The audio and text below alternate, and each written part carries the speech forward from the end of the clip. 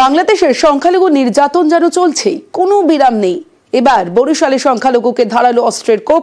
এদিকে বৃহস্পতিবার পদ্মাপাড়ে ধৃত ইস্কনের সন্ন্যাসী চিন্ময় কৃষ্ণ দাসের জামিন মামলা শুনানি। তার আইনজীবী রবীন্দ্র ঘোষ অসুস্থ, কলকাতার এসএসকেএমে ভর্তি।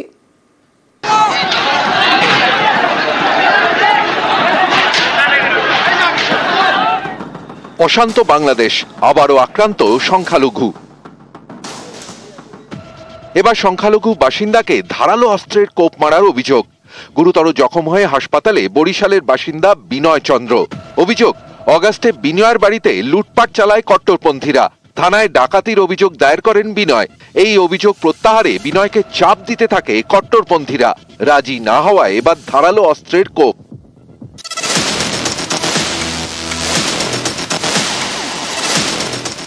অগাস্টে দেশ ছাড়েন শেখ হাসিনা, তারপর থেকে অশান্ত বাংলাদেশ। ইউনূস জমানায় বারবার প্রশ্নের মুখে বাংলাদেশের সংখ্যালঘুদের নিরাপত্তা এবং মানবাধিকার। এরই মাঝে গত নভেম্বরে ইস্কনের সন্ন্যাসী চিন্ময় কৃষ্ণ দাসকে গ্রেফতার করা হয়। বৃহস্পতিবার চিন্ময়ের জামিন মামলার শুনানি চট্টগ্রাম আদালতে। এদিকে চিন্ময়ের আইনজীবী রবীন্দ্র ঘোষ অসুস্থ। মঙ্গলবার তাকে কলকাতার এসএসকেএমে ভর্তি করা হয়। সপ্তাহ দুয়েক আগে চিকিৎসার কারণে তিনি ভারতে আসেন। মঙ্গলবার সন্ধে বুকে ব্যথা নিয়ে তাকে ভর্তি করা হয় এসএসকেএমে। চিন্ময়ের জন্য আইনজীবীদের বিকল্প প্যানেল ঠিক করেছে সনাতনী জাগরণ মঞ্চ। সেই প্যানেলে রয়েছেন 25 জন আইনজীবী। নভেম্বরে ইস্কনের সন্ন্যাসী চিন্ময় দাসের গ্রেফতারির পর থেকে বাংলাদেশে হাওয়া আরও গরম হয়ে ওঠে। সংখ্যালঘুদের উপরে নির্যাতন বেড়ে যায়। চিন্ময় কৃষ্ণ দাসের আইনজীবীদের উপরেও হামলা চলে বলে অভিযোগ। আতঙ্কে তার আইনজীবীরা চট্টগ্রাম আদালতে হাজিরই হননি বলে দাবি। এতে 1 মাস পিছিয়ে যায় চিন্ময় কৃষ্ণ দাসের জামিনের শুনানি। ঠিক হয় 2রা জানুয়ারি শুনানি হবে। শুনানির দিন এগোনোর জন্য চট্টগ্রাম আদালতে আবেদন করেন তার আইনজীবী রবীন্দ্র ঘোষ। সেই আবেদন খারিজ হয়ে যায়। শুধু তাই নয়, সেদিন চট্টগ্রাম আদালতেই চিন্ময় কৃষ্ণ দাসের বিরুদ্ধে আইনজীবীদের একাংশ মিছিল করে। চিন্ময় কৃষ্ণ দাসের আইনজীবীর উপর হামলাও হয় বলে অভিযোগ। আমি আক্রমণের শিকার হয়েছি ভিতরে, যখন আমি ছিলেন আমাকে একটা ঘুষি মেরেছে, এটা তো আক্রমণ। আচ্ছা, শুধু শারীরিকভাবে আক্রমণ নয়, শুধু আমাকে মৌখিকভাবেও আক্রমণ করেছে। দেখতে দেখতে নতুন বছর 2রা জানুয়ারি বৃহস্পতিবার চট্টগ্রাম আদালতে চিন্ময় কৃষ্ণ দাসের জামিন মামলা শুনানি। নিউজ 18 বাংলা। আরাবুল ইসলামের গাড়ি ভাঙচুর, আরাবুল ইসলাম অনুগামীদের ব্যাপক মারধরের অভিযোগ কার বিরুদ্ধে? না, শওকত মোল্লা অনুগামীদের বিরুদ্ধে। যে শওকত মোল্লা অনুগামীরা বা শওকত মোল্লা মানতে নারাজ, এবং পরিস্থিতি এমন জায়গায় চলে গিয়েছিল পুলিশকে সামলানোর জন্য লাঠিচার্জ করতে হয়। কি আরাবুল ইসলাম আমাদের দলের কোনো জায়গায় নেই। শওকত মোল্লা কেউ না দলের বিধায়ক, তিনি হুইজ শওকত মোল্লা হয়। শওকত মোল্লার কি আছে? অবজারভারের কি আছে? আমি কনভেনার আছি এখনো পার্টির। কি শওকত মোল্লা? বুধবার সকাল নতুন বছরের প্রথম দিনেই গোষ্ঠী দ্বন্দ্বে গরম ভাঙড়।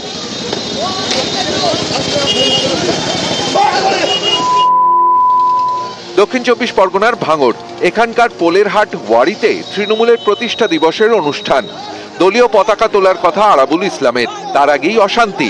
অভিযোগ, আরাবুল এবং শওকত অনুগামীদের মধ্যে দফায় দফায় বচসা বাঁধে। এই গোলমালের মধ্যে এলাকায় পৌঁছন আরাবুল, দলীয় পতাকা তোলেন।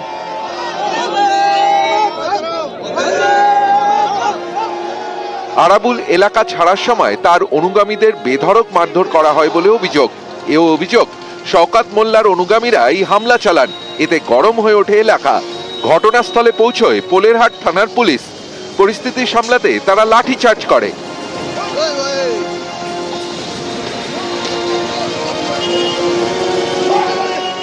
গন্ডগোলের মাঝে আরাবুলের গাড়িতে ভাঙচুর চালানো হয়।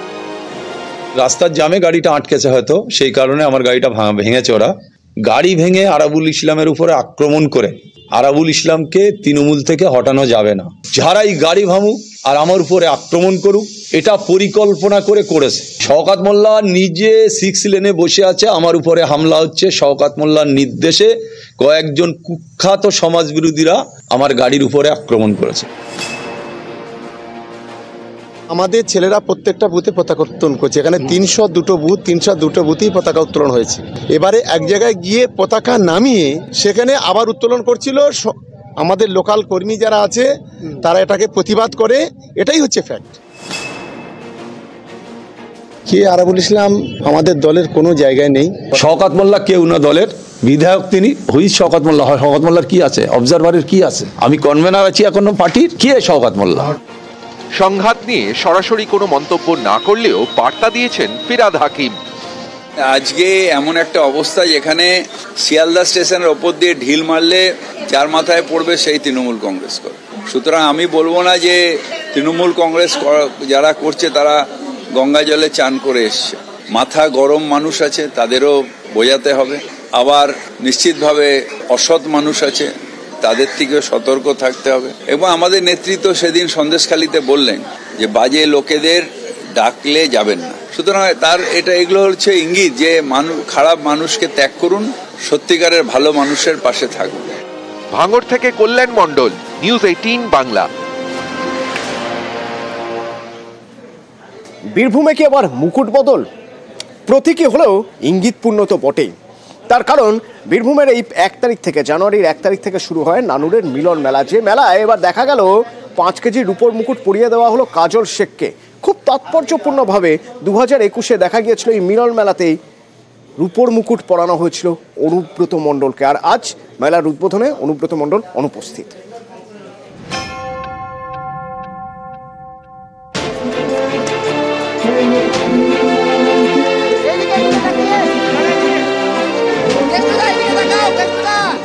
বীরভূমে আবারও ইঙ্গিতপূর্ণ ঘটনা। নতুন বছরের প্রথম দিনে নানুর মিলন মেলায় এবার কাজল শেখকে রূপোর মুকুট। 2021-এ রূপোর মুকুট ছিল অনুব্রত মণ্ডলের মাথায়।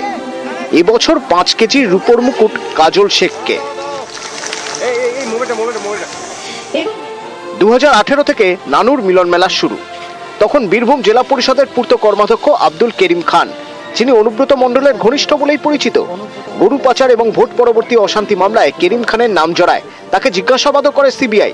সেই করিম খানই নানুর মিলন মেলা চালু করেন। 2018 সালে নানুর মিলন মেলা কর্তৃপক্ষ অনুব্রত মণ্ডলকে দেয় রূপোর ঢাক। পরের বছর পাঁচন, হাল এবং বলদ সবই রূপোর। 2020 সালে রূপোর ঢাল তলোয়ার, 21-এ রূপোর মুকুট। 2022 সালে গরু পাচার মামলায় অনুব্রতকে গ্রেপ্তার করে সিবিআই। পরের 2 বছর মেলা হলেও কাউকে উপহার দেওয়া হয়নি। এবছর তিহার থেকে বাড়ি ফিরেছেন অনুব্রত জেল মুক্তির পর এবার প্রথম নানুর মিলন মেলা। এবার আর এই মেলার দায়িত্বে নেই অনুব্রত ঘনিষ্ঠ আব্দুল করিম খান। সেই মেলাতেই এবার মুকুট বদল, কাজল শেখকে দেওয়া হলো রূপোর মুকুট। উনি হচ্ছেন আমাদের বীরভূম জেলা পরিষদের সভাধিপতি তথা থোপসা অঞ্চলের উনি জনপ্রতিনিধি। ওনাকে মানুষ ভালোবেসে এবং ওনার ব্যবহার, ওনার মানুষের প্রতি যে সমর্থন, তার জন্য ওনাকে আমরা ভালোবেসে খুশি হয়ে আজকে 1 জানুয়ারি দলের প্রতিষ্ঠা দিবসে আমরা ওনাকে এই উপহারটা আমরা খুব খুশি হয়ে আমরা থোপসা অঞ্চলবাসী দিয়েছি। শুধু একা অনুব্রত মণ্ডল নয়, সারা বীরভূম জেলার যে বিধায়করা আছেন, ব্লক প্রেসিডেন্টরা আছেন, কোর কমিটির সদস্যরা আছেন, প্রত্যেককে আমরা আমন্ত্রণ জানিয়েছি। কিন্তু যেহেতু সকলে নিজের এরিয়া নিয়ে ব্যস্ত আছে তাই আসতে পারেননি, কিন্তু হয়তো কাল থেকে সবাই আসা শুরু করে। বীরভূম জেলায় আমাদের সংগঠন শীর্ষ অনুব্রত মণ্ডল, তো কে কোথায় কি মুকুট পেল, কে কোথায় কি হলো সেটা নিয়ে দল একবারেই চিন্তিত নয়। এবং সংগঠনটা যিনি ধরে থাকেন, সংগঠনটার পাশে যিনি সবসময় থাকেন, তার নাম অনুব্রত মণ্ডল। সুতরাং মুকুট পড়তেই পারেনি, এগুলো নিয়ে কোনো সম্ভাবনা, কোনো ওঠেনি, প্রশ্নই ওঠেনি। জেলমুক্ত হলেও এবছর নানুর মিলন মেলার উদ্বোধনে অনুপস্থিত অনুব্রত মণ্ডল। পর্যবেক্ষকদের একাংশের মতে এতে রাজনৈতিক অবস্থান বদলের ইঙ্গিত স্পষ্ট। বীরভূম থেকে ইন্দ্রজিৎ রুজ, নিউজ 18 বাংলা।